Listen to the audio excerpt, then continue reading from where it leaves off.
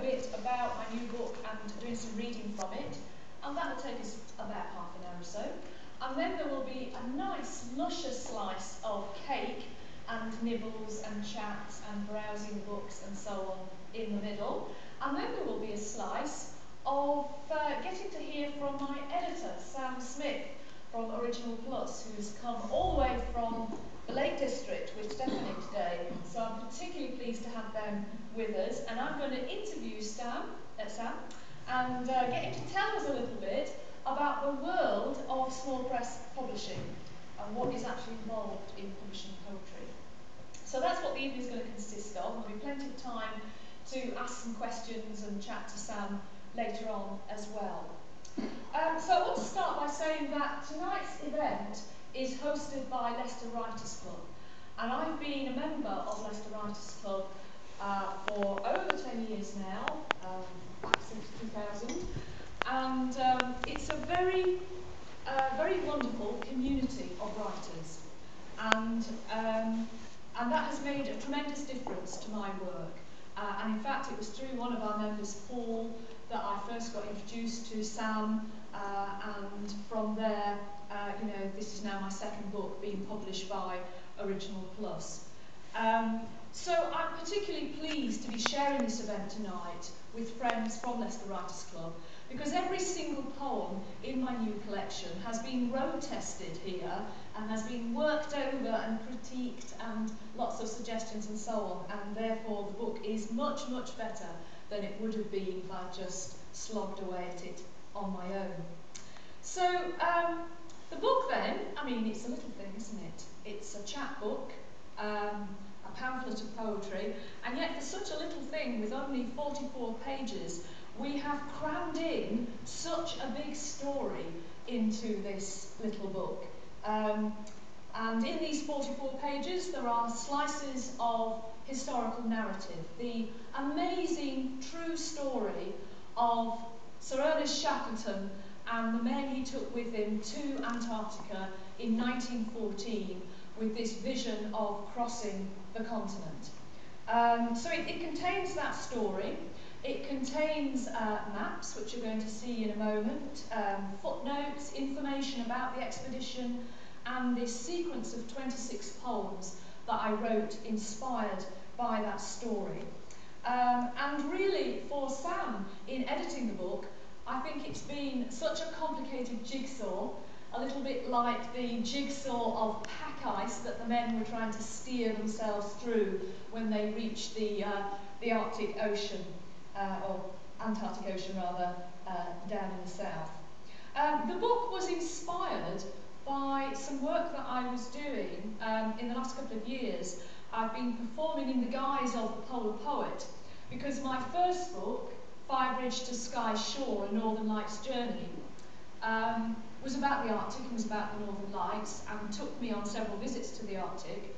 But I was also performing with a Cardiff poet called Susan Richardson, and we've been doing events, particularly at science festivals, most recently at the British Science Festival in Bradford, as the Polar Poets.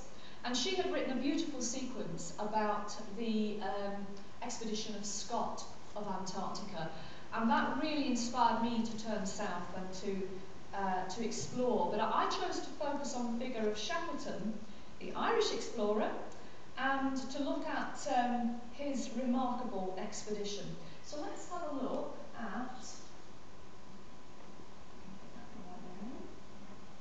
let's see. Now this is one of the maps in the book. When I showed this book to my sister last week, she was going, "Oh, I remember the maps you used to draw when you were at school." And I had great fun drawing these maps of Antarctica. Did any of you see The Frozen Planet last night? Yes, it was absolutely ravishing, wasn't it? And those images of the icebergs and the boulders sculpted by the Antarctic winds and the, oh God, those killer whales and all of the creatures of Antarctica, that is the world that I've been immersed in for the last year. And the plan that Shackleton had, if you see the map there of Antarctica at the top, I mean, it looks so small, but of course it's a massive continent.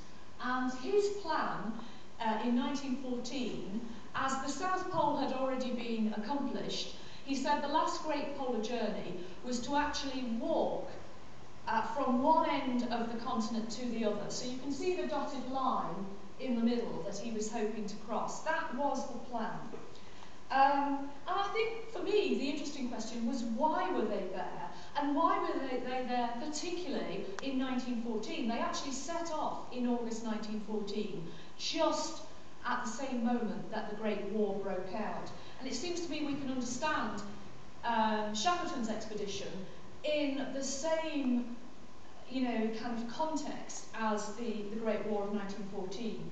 Now, I'm just going to read you the first poem called Mapping, which is based on this map, and also on Shackleton's pitch to the World Geographical Society, where he was trying to get some money and sponsorship. And he was really using the kind of patriotism of that moment to try and get support. So this is how he presented why they were going.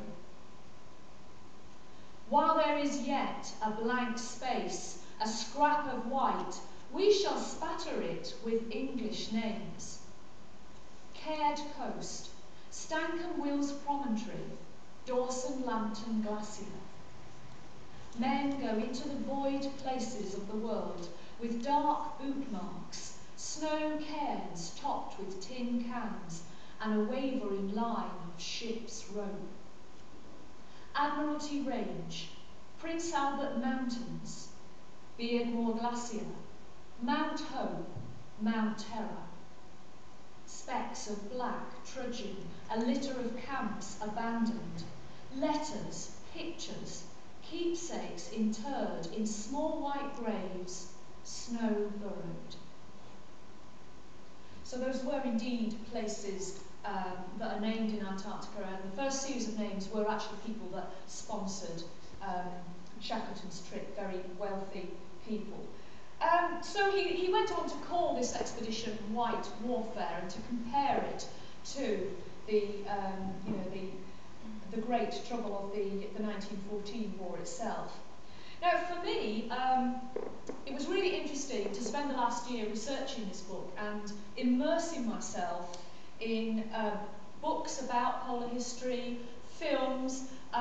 Shackleton actually took a photographer with him, a very gifted young Australian photographer called Frank Hurley, who not only produced fantastic still photographs of the expedition, but also movie footage. And this was 1914, 1915, and they produced a film of the expedition called South, after Shackleton's book, which is very full of daring do, and it's all kind of very boy's own. And I got to look at all of those, and then in January this year, I had the opportunity to go up to Liverpool Maritime Museum and see a very wonderful exhibition of photographs by Frank Hurley. And they filled a whole gallery. It took me hours to get around them, and I felt as if I had spent that afternoon in Antarctica and really looking at all these wonderful shapes of ice and so on. So here is an illustration that I drew from one of the photographs of Frank Hurley's, and you can see these wonderful sculpted shapes of ice, and then the ship itself perilously perched right in the middle of them. Because within a few months, of course, the ship was caught in the pack ice. It never reached Antarctica, and it became in a very dangerous position in the middle of the ice. And I'm going to read you a poem that I was writing when I was in the Liverpool Maritime Museum, because I was blown away by all these photographs of Frank Hurley's, and this poem is about him. So it's called Snow Struck. He laid his sight upon it with illuminating tenderness, texturing sugar surfaces, frost flowers, snow pebbles, icicles, dazzled by frazzled ice, blinded by bird light, labouring to be remembered and yet disappeared in the snowscape. How it mesmerised him, this vast disarranged jigsaw, jammed with pancakes and floes, hedgerows between ice fields, a maze of leads leading nowhere, meltwater puddles that froze and burned slow to a shimmer of snow smoke on a white horizon. He hiked for miles with tripod and box camera, generator and glass plates, to shoot at dawn, at dusk, in dark, by flashlight during polar night, sculpturing with shadow the hummocks and shattered rafts, corrugated pressure ridges of each ice quake. Even in defeat, the pack's crushing mass circling in for the kill, he positioned the lost ship as focal counterpoint to the white panorama, its infinite broken form framed eerily still by his gaze.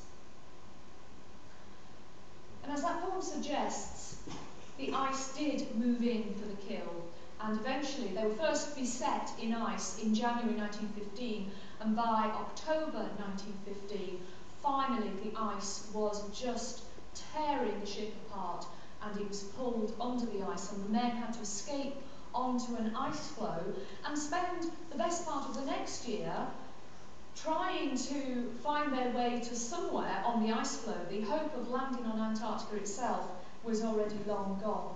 They were just hoping to survive and not, face the same fate as the ship. So one of the things that was particularly suggestive for me as a poet and storyteller really approaching this material is that in the books, including Shackleton's South, he has lots of quotes from the men's diaries, because all of the men on the expedition were issued with an expedition diary, and they were required to hand these over to Shackleton afterwards, because he would then use them and publish them as he did, and he did lots of lecture series and so on. So we have these voices of the men, of all the different people that were on the journey. There were 28 men on the ship that Shackleton took, but there was also a whole other party of men on another ship that sailed to the opposite side of Antarctica to lay the food depots, and I'm going to talk more about them a little later on. And each of them had one of these diaries. So the voices, the writing of these poems was very much about channeling those voices. And I'm just going to read you a poem that I particularly enjoyed doing. I like the voice of this poem very much. It introduces one of the creatures of Antarctica. So some of you saw The Frozen Planet with the seals and the whales and so on. There is a seal called the sea leopard, which is a huge, massive beast, very predatory. It feeds on other seals and mammals of the area. So that features in this poem. And also a character called Ord Lees.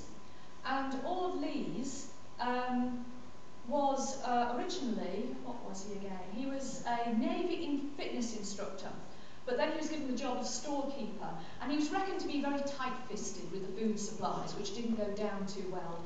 And he just seemed to have a special gift for antagonising all of the men on this trip, and obviously they're living in very close quarters in tents and all the rest of it on the ice floe. So here is a poem in the voice of one of the crew talking about Ord Lees and the sea leopard they encountered. A ruddy great beast it was, reared up on Ord Lees. When he ran off screaming like a bleeding girl, it tracked him onto the ice and leapt out snarling. Pity it didn't take the bugger. I'll tell you a few names we had for Lees. Colonel, Old Lady, Belly Burglar, Man of Action. Anyhow, Wild got it with the rifle. Took 2 dog teams to drag it in. 12 feet long, teeth like a saw, stomach full of crab-eaters and fish swallowed whole. We fried him in his blubber. First fish we ate in a year. Housewife gets the jawbone course, a souvenir to add to his collection. Quite the hunter. So that was just one of the men. Please come in and grab a seat. But I was also interested in the whole question of Shackleton's leadership, because in the last few decades, Shackleton as a polar explorer has really had a kind of renewed reputation, and particularly has often been held up as an example of how to lead a group of people, particularly in difficult circumstances, and the particular skills that he had. And there's no doubt that he understood a lot about leadership and about also the psychology of survival. But even so, I think the style of leadership was inevitably shot through with the kind of politics of the day. If we think to Scott and his expeditions, he was famous for, in the hut on Antarctica, erecting a wall of suitcases and boxes to separate the men of rank from, the ordinary sailors and so on. So they had their own quarters, even in this cramped hut on Antarctica. Shackleton's approach was quite different. So, for instance, in their worst moment, when they've just lost the ship and they've spent the night camping on an ice floe, it's Shackleton and a couple of his right-hand men who make the tea in the morning and go around the tents and wake them up with a cup of tea and so on. He understood a lot about how to raise the morale. But even so, he was referred to as the boss, just as Scott was the owner.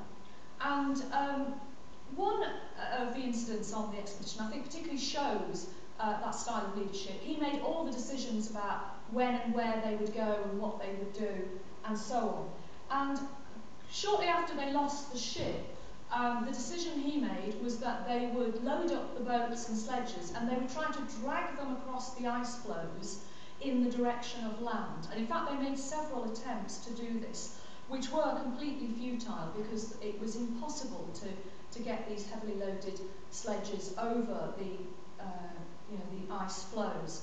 But I'm just going to show you an image of that. So here's the man himself, Shackleton, in his gabardine and very distinctive fedora hat. And this is an image of the men dragging one of the loaded lifeboats across the ice. This appeared as a massive photograph in the exhibition that I saw, and you can see all the kind of straining of these figures. So I wrote a little poem based on this particular photograph called Boat Hauling. Where is that? Page 16. Here we go. Black figures straining, stark on white, crouching low. A dozen men in harness, almost on their knees. Killing work in soft snow. The other team heaves to, shoulders wedged under the James Caird whaler. Apart stands one man, fedora over gabardine. So here's our one man, the boss. And actually, on that first attempt to drag the boat across the ice, there was a kind of mutinous moment where the ship's carpenter, McNeice, nicknamed Chippy, refused to go on. He just got to the point of complete exhaustion and refused to go on, and there was a big argument about this. And later on, Shackleton made sure that McNeice and some of his friends did not get the medal that everybody else got who made it back from the expedition. He never forgave that. Okay, so I wanted to also talk to you a little bit about the Ross Sea Party, because all of the books and films that I came across about Shackleton's expedition really just dealt with the story of the Endurance crew, and very few people seem to know much about the other half of that expedition, which was the Ross Sea Party. Because actually Shackleton's plan, if you look at the picture again, is that he would sail up from the top, coming from South Georgia and the Falkland Islands, down into the Weddell Sea. They would land there and cross Antarctica to the other side, but meanwhile another ship would have sailed from Australia, landed in the Ross Sea, that bay there, and they would march quite a way into the continent to lay food depots, without which Shackleton's mission could never be accomplished. And the story of the Ross Sea Party, which did carry out that mission, has really got lost and rather edited out. It rather kind of spoils the story a bit, because the Ross Sea Party story is a darker one, a darker counterpoint, and the hidden shadow story, I think, of this expedition. So the ship that these men went on was called the Aurora. It sailed from Australia a month or two after Shackleton, and of course they were, in 1914, completely unable to have any communication at all. Shackleton had not left enough money or enough equipment, and had not yet even recruited everybody that was going to be needed for that expedition at the time he left, and it fell to Captain Aeneas Mackintosh to somehow scramble all of this together. They had to do a huge fundraising campaign when they got to Australia and recruit quite a lot of people, including some scientists, to undertake their part of the mission. And they landed in January 1915, not knowing that by that time Shackleton's ship was already actually stranded in the sea ice and would never make it to land. And so they had this mission to lay these food depots. This was a group of people, there was a lot of conflict. The leadership of Captain Aeneas Mackintosh was hotly contested, his decisions were much criticised, and in fact they lost all of the dogs that they brought with them in the first season of laying the depots. There was only a few dogs left, which meant they had to then do all the dragging of the sledges themselves. So I'm going to read a poem in Mackintosh's voice this time, and very quickly, after they landed, they started laying the food depots, and almost immediately they lost their ship. It was blown out to sea and they never saw it again, and all their supplies were on the ship. So they had to kind of scrabble things together, borrowing leftovers from Scott's hut, and try and find a way of surviving their first winter on Antarctica. And very quickly, Mackintosh was totally disillusioned, and in his diaries, which he addresses as letters really to his wife Gloria, he is saying, why did I come here? What are we doing here? And, a lot of despair. So this is the Great Ice Barrier, and the Great Ice Barrier is, you can see, let's actually show you a picture of that. Here we are. This is the part of Antarctica that they were attempting to cross, and that area of the sea ice, the Great Ice Barrier, is the size of France, and they had to cross it numerous times to lay these food depots. So, the Great Ice Barrier. We hear the boom and tumble into crevasse of our own making, fissures of descent that open unhealed rifts, blue-walled chasms, crossing snow bridges of compromise that cannot bear our weight. What have I come for? To blunder into the blank interior of myself, sastrugi cut by wind as I am, parceling my losses across a frozen sea, waking to castles that tinkle and collapse in a damp tent. At my centre they will find scraps of dignity, final letters, a cairn of regrets, you. So his diaries were addressed to his wife as letters, and they were all filling in these diaries. Another leading character of that Ross Sea Party was the figure of Ernest Joyce, a very different character from Mackintosh, completely different class, very working class, down-to-earth sailor, liked his drink, liked his swearing, a fairly rough character. He was the dog handler, but also, crucially, he was the only polar veteran on this expedition. He was the only one who had experience out on the ice, and he'd actually been on Shackleton's previous expedition and also Scott's earlier expedition. And right from the start, he was challenging Mackintosh, particularly over the management of the dogs, most of which they lost. But Joyce did later save the sledging parties when they were trapped out on the ice in blizzards, partly through the training of the few dogs that were left, and also through his sheer grit and determination to survive. So the next poem is in his voice, and he talks about the fact that they had to kind of borrow everything, including, rigged tents and all the rest of it, from Scott's hut. So this is called Captain Scott's Socks. 80 degrees south, and the blizzard comes for us. Frostbite, scurvy, hunger, all them ghosts of time past on the Ross Ice shelf. That pathetic Cherry Gerard note we found, buried with dog biscuits. 2 sledges at Beardmore, always tramping in the footsteps of Scott. We scavenged this ripped tent at owner's hut. 3 faulty stoves, underwear, socks. We are rags of men dressed in his leavings. Poor Smithy's obsessed with Captain Oates, and he has his own crucifixion tied to our sledge, every jolt another nail. But I'm damned if I'll have Scott's tent for a shroud, rather die in harness, staggering into white, shouting the dogs. Oscar, Gunner, Con, Towser, up now, full speed to safety camp. And there's a picture of the dogs and the sledges in one of their camps out on the ice. This is based on a photograph from the Ross Sea Party expedition. So I want to say also in the development of the collection, for me, the relationship between poems on the page and poems on the stage very much develops my work.